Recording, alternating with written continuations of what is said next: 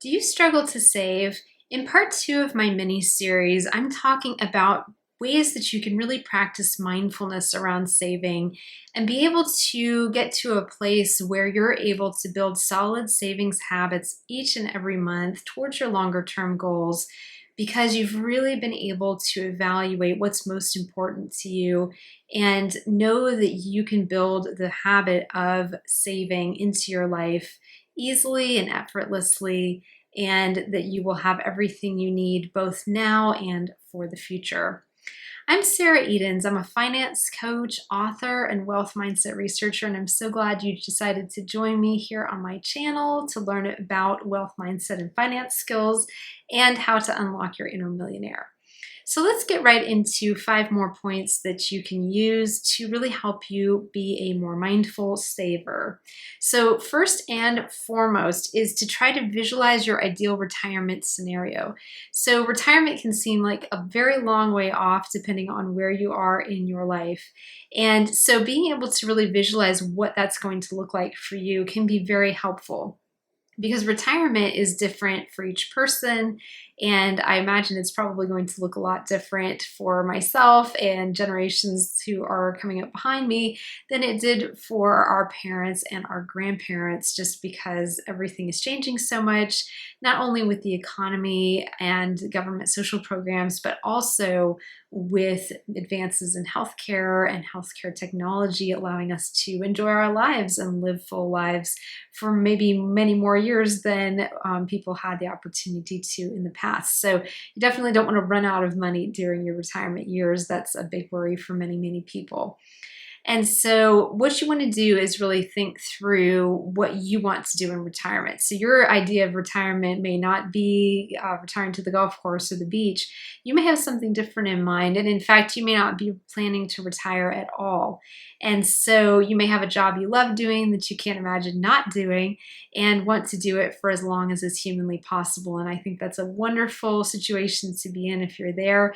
And it's something too to think about where, you don't necessarily have to retire in the conventional sense of the word, where you could perhaps just continue to work either part-time or even full-time for many decades to come doing what you love. And so at that point, you'll still be having income coming in and doing something that's engaging and interesting to you as well. And also think through, too, it's hard to kind of visualize, but when you get older to the point where you might need some care or might need to move to assisted living or have something like that, or maybe a situation where you can't work as much or can't do the same work you were doing, be able to really kind of picture how you want that to go. Because the more you can start to plan now for retirement, the less you're leaving up to chance, no matter how far it is down the road. And in fact, the sooner you start, the better. A lot of times people end up with the situation they're in retirement just simply because they never thought ahead, or they didn't know they were supposed to think ahead, or they were just very busy and distracted with their day-to-day lives and didn't really take that pause, that mindful pause, and think about saving money for the future and what they were saving for. So if you can visualize what your ideal retirement would look like, where you'd be living, what you'd be doing, who you'd be living with, kind of what your activities and hobbies would be, and think about something that you could see yourself doing, that's going to help give you a better feel for what you're saving for, rather than just, I'm saving for retirement. Come up with something specific that you're putting aside money for into savings and investment portfolios to be able to grow your wealth for your retirement nest egg. The second thing to think about is if you're saving for a big purchase like a home, down payment, something like that, the visualization exercise that I mentioned also really helps with that as well, because a lot of times you might need to put quite a bit of cash down to be able to buy a home. And especially right now when mortgage lenders are wanting, close to 20% down in some cases, that can be a lot of money that you have to put aside. And it can take a while to get to the point where you have your down payment put together. And it can be easy to lose motivation and have that motivation really lag and be like, oh, well, who really needs a house anyway? And I just did a video on that topic actually about, is 2023 the year to buy a house? I will link to that in the description because I actually came up with some interesting points that I think you'll enjoy in that one. But if you're just generally saving towards your down payment or some other big goal like that, again, it can be really good to visualize the kind of home you want to buy, visualize, being there at closing, signing all the paperwork, waking up in the morning in your new house every morning and spending the time with family and friends and sharing that time with the people that you care about in your home. So that can be a good exercise to do as well, just to keep the motivation going for why you're not spending everything you're making every single month on the things that are right in front of you, but why you're prioritizing some things that are further down the line. The third thing to do is another visualization exercise, and that's putting aside money for emergency savings. So the way life happens is this: you think you know what's going to happen, something happens and it's expensive, and you have one of two choices. You've either not planned for that or you've planned for that. And I can guarantee you, if you've planned ahead for those unexpected expenses, you will be much calmer when they do happen, because you'll be like, no problem. I've thought ahead about this. We've been planning for this kind of a scenario for a while, whether it's an unexpected job layoff, you need to take some time off from work due to an injury or accident, God forbid, having something come up like a major expensive repair on your home, having a big healthcare bill, having a big veterinary bill, the list of things that can kind of spring up out of the blue and go boo, are endless. And so for you to be able to have thought ahead about that is great. But just visualize for yourself how great you're going to feel when you've got that money in the bank that's there for 3 to 6 months of living expenses if you need it, there to cover healthcare costs, there to cover unexpected bills, fix something that breaks on the house, and not have to run up a lot of debt or have it cause you a lot of stress because you just, maybe in the back of your mind, like you knew it could happen or you watch it happen to other people, but you just don't visualize it happening to you. And it's not good to go around being obsessed with the worst case scenario, but at the same time, life's life. Good things happen, bad things happen. And so it's really good to plan. What's the saying? And I'm going to totally botch this, but what is it like? Plan for the worst and expect the best, or something like that, or like hope for the best and plan for the worst. I think it's a classic, finance industry thing that we do is we hope everything's going to work out great for our clients and our students, but we want them to plan ahead for those situations just in case something happens. If it doesn't happen, no problem. So you're covered either way. First thing to think about is to recognize that when it comes to your finances, self-discipline will set you free. So this can be something that with budgeting, with setting aside money for savings for, a rainy day, for something as far off as it might be with retirement that might be decades away, saving for big goals like home ownership and a down payment on a home.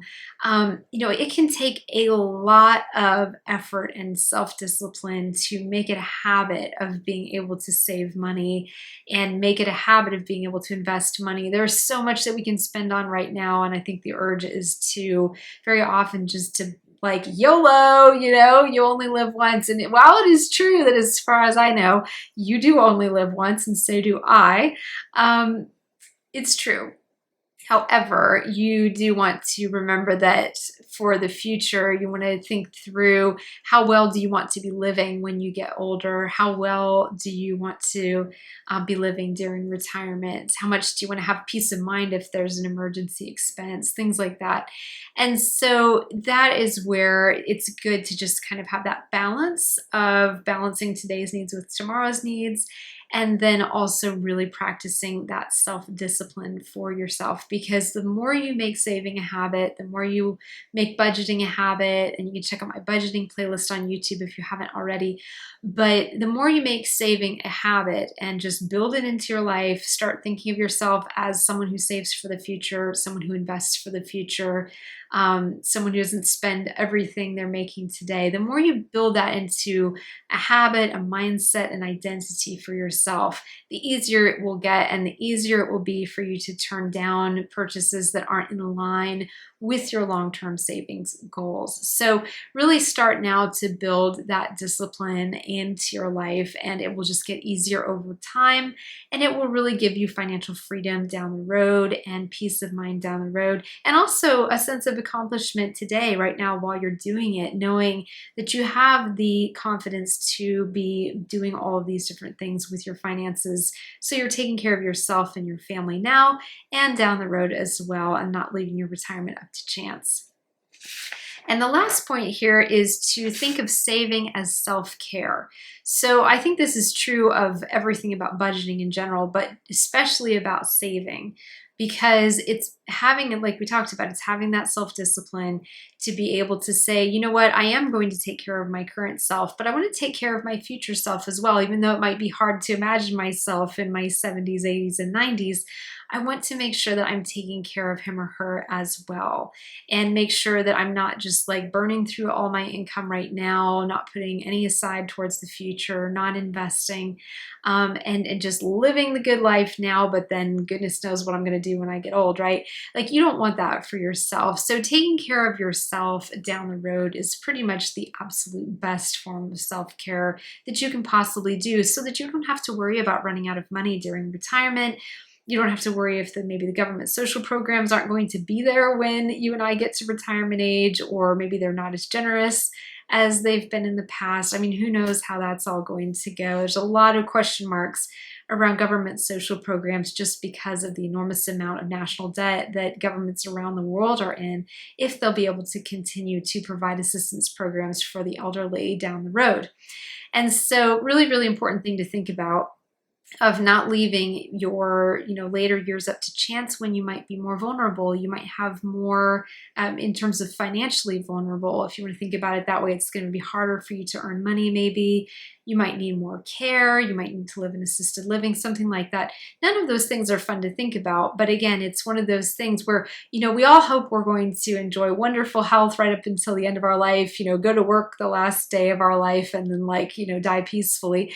And that's what we're hoping for all of us. And so that's the best case scenario. But, there's everything in between as well. And so it's good to think through, how are you not going to run out of money by the time you hit retirement? How are you going to pay for any kind of care you might need, and be able to just provide the basics for yourself down the road when you might not want to work as much, or might not be able to work as much, just knowing that you're taken care of there, because you're the only one who can do that planning for yourself today. And no matter how far off it might seem, it's never too early to start saving and investing for retirement. So thank you so much for staying here until the very end and watching all of my videos, being here as part of our community.